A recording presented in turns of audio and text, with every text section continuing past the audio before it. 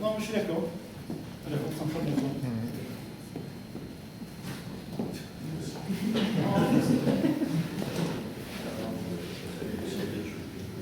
Oui, tu parlais de la recherche tout à l'heure avec Bing.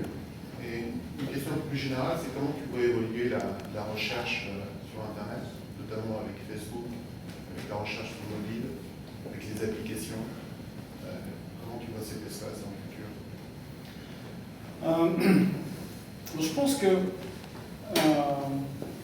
ça va se diviser en fait en utilisation, parce qu'il y a tout un côté de recherche, de savoir qu'est-ce que les gens pensent, qu'est-ce que le monde, quelle est l'opinion du monde vis-à-vis de quelque chose. Et à l'heure actuelle, la recherche sur le web est très très efficace à répondre à ça, puisque d'une certaine manière, les gens ont appris que s'ils sont intéressés par quelque chose, ils sont intéressés par des pages web, ils le mettent dans les news. Et donc il y a tout ce côté social qui est un peu réflectif de dire j'essaye de te comprendre, c'est l'opinion du monde vis-à-vis de quelque chose.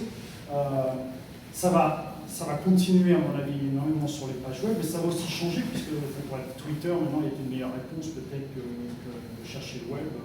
Et donc ça va, à mon avis c'est pour ça qu'il y a des accords entre Google et Twitter et tout ça, c'est parce que tout ce côté de savoir qu'est-ce que les gens pensent ce matin quand ils sont réveillés, et qu'est-ce qu'ils pourraient penser, ça va, au niveau de la recherche, ça va évoluer. Et c'est difficile de prévoir à l'heure actuelle comment ça va continuer, puisque je pense que la manière dont les gens pensent tous les matins en se levant change en fonction de c'est très itératif. Donc, je ne sais pas très bien comment ça va évoluer. Je pense que les questions-réponses, ça va évoluer assez rapidement. Enfin, quand je dis rapidement, ça va prendre 10 ans ou 20 ans, mais on va avoir des systèmes. Je pense que l'ordinateur de Star Trek auquel on parle et on pose des questions, on y est presque. Parce qu'on sait déjà presque comment le fabriquer à l'heure actuelle.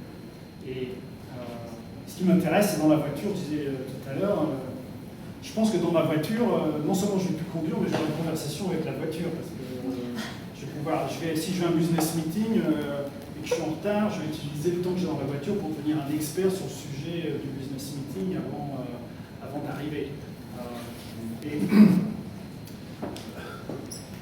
Alors, en fait, je réponds à une autre question par rapport à ça, c'est que l'impact, à mon avis, qui est le plus intéressant, c'est l'impact sur l'éducation. On a une révolution qui est en train d'arriver au niveau de l'éducation qui est liée. Alors, la révolution qu'on a eue les 15 dernières années, je pense déjà, c'est la possibilité aux gens d'avoir accès. Donc, le concept de l'accès à l'information qui a complètement changé, où maintenant on peut avoir accès à tellement de choses que c'était inimaginable il y a 15 ans, 20 ans. Et l'étape suivante, c'est d'avoir accès à ce knowledge qui va permettre aux gens d'apprendre à la vitesse à laquelle ils veulent apprendre. Parce que c'est pas tout d'avoir accès, hein, c'est plus compliqué que ça de s'éduquer, mais que tout le côté, il y a tout un côté qui à l'heure actuelle est fourni par des êtres humains qui va pouvoir être supplémenté par l'ordinateur de manière à augmenter dramatiquement l'impact des professeurs sur l'éducation. Donc tout le côté,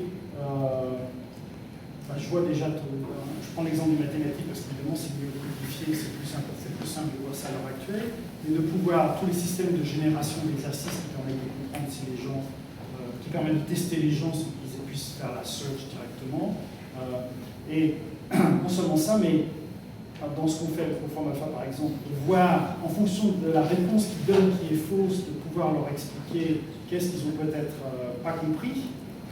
Moi, je voudrais attacher ça à des systèmes de vidéo, de manière à ce que, par exemple, vous travaillez sur l'ordinateur, vous faites quelque chose, on peut déclencher sur votre télé les morceaux de cours qui permettent de pouvoir comprendre mieux ce qui se passe, d'avoir des systèmes de tests qui soient plus optimisés, et donc une analyse de ce qui se passe, de manière à ce qu'on puisse refermer un peu la boucle de l'éducation, et puis même après d'utiliser le crowding, c'est-à-dire qu'une fois que pour moi, la dernière étape de l'éducation, c'est d'améliorer le système.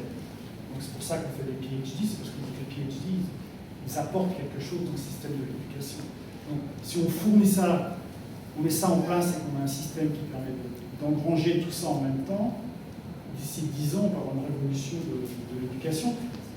Et pour moi, la partie la plus importante, c'est que les gens, non seulement l'étape numéro 1, c'est que les gens apprennent à apprendre eux-mêmes, mais qu'ils arrivent aussi à avoir le contrôle de la vitesse à laquelle ils apprennent. Parce qu'à l'heure actuelle, on essaie de faire apprendre tout le monde à une certaine vitesse. Et mon expérience personnelle, c'est qu'il y a des variantes absolument extraordinaires sur la manière la vitesse d'apprendre et la motivation. On va arrêter là, pardon. On va arrêter là. Il y a le bar, vous allez pouvoir retrouver le club.